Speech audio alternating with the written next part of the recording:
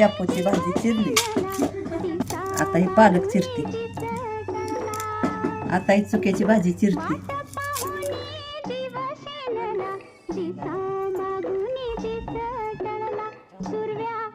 आता हे शिजवून घ्यायची. आता हे शेंगदाणे टाकलं, तेल टाकलं, मोहरी टाकली, तून टाकलाय. आता हळद टाकली, बेसन पीठ 1 चमचा, लाल तिखट 1 चमचा. आता भाजी टाकूया. आता आपल्याला पाहिजे तेवढं पाणी टाकलं, चवीपुरतं थोडंसं मीठ टाकलं, शेंगदाण्याचा कूट टाकला. आता भाजी किती भारी लागते बघा.